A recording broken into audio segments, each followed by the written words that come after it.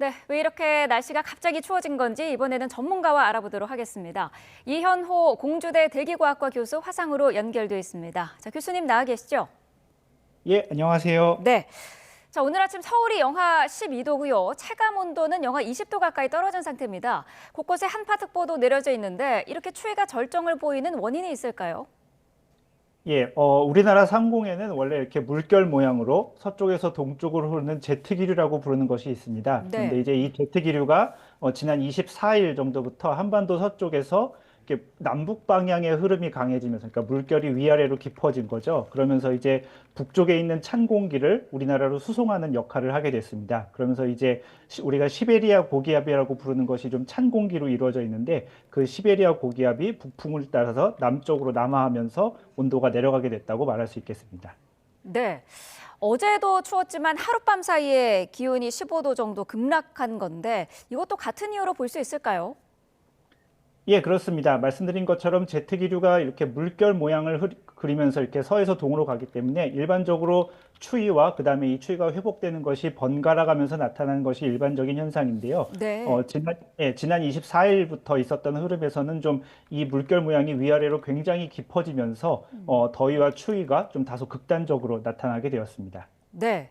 지면이 데워지는 낮에도 오늘은 영하권이라고 하는데요. 오히려 이 낮이 더 춥게 느껴지는 사람도 있다는데 왜 그런 걸까요?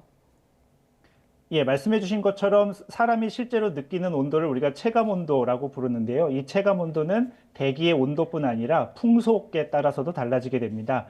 일반적으로 뭐 대기 온도가 몇 도고 풍속이 얼마면 뭐 체감 온도가 얼마다라고 할 수 있는 정확한 공식이 있는 건 아니지만 일반적으로 이렇게 경험식으로서 우리가 제공이 되고 있습니다.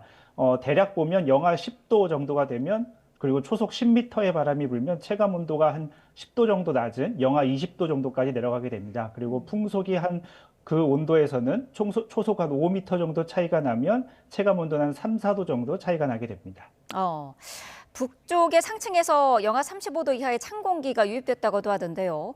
어떤 조건일 때 이 한반도 상공에서 세력을 확장하는지도 궁금하거든요. 예, 한반도 북쪽에, 그러니까 시베리아 쪽으로 가보면은 항상 찬 공기가 있습니다. 문제는 네. 그러니까 이 찬 공기가 어느 조건에서는 한반도로 내려오게 되고 어느 조건에서는 이제 북극에 갇혀 있게 되는데요. 저희가 학술적으로는 북극 진동이라고 부르는 현상입니다. 이 북극 진동이 우리가 양의 값을 가지면 좀 더 이렇게 북쪽에 갇혀 있게 되고, 음의 북극 진동이다 그러면은 이제 한반도 쪽으로 내려오게 되는데요. 뭐 파고 들면 그 원인은 굉장히 복잡하겠지만 아까 말씀드렸던 한반도 위쪽을 지나가는 이 제트 기류의 모양이 동서 방향의 흐름이 강한지 아니면 물결 모양의 남북 방향의 흐름이 강한지에 따라서 한반도에 추위가 닥쳐올지를 결정할 수 있겠다고 할 수 있겠습니다. 네. 자, 오늘은 또 서울시에 올겨울 들어서 첫 동파 경계도 발령이 되는데요. 수도권 동파가 잘 생기는 기상 조건이 따로 있을까요? 말 그대로 동파는 물이 얼어서 일어나는 현상이기 때문에요. 네. 영상으로 있다가 영하로 내려가는 시점에서는 당연히 이제 물이 얼 가능성이 높아지고, 특히 뭐 영하 1, 2도 정도 때보다 영하 10도 정도가 내려가면 훨씬 더 물이 잘 얼게 됩니다. 그러니까 영상에서 지금처럼 영하 10도 내외로 갑자기 온도가 내려가는 이런 날이 동파 현상이 일어나기 매우 좋은 대기 조건이라고 할 수 있겠습니다. 네. 제주 산지 그리고 호남 서해안에는 대설 예비특보도 발령 중인데요. 앞으로 눈이 얼마나 많이 올까요? 예, 말씀해 주신 것처럼 사실 이렇게 추운 날은 전국 대부분 지역이 사실은 맑습니다. 그런데 태안반도 이남의 서해안 그리고 제주 지역에는 강한 눈이 좀 간헐적으로 내리는 현상이 있습니다. 뭐 하루 종일 눈이 오는 것은 아닌데 한두 시간씩 눈이 왔다가 잠깐 그쳤다가 다시 또 오는 이런 현상이 반복이 되는데요. 바람의 방향에 따라서 편차가 굉장히 큽니다.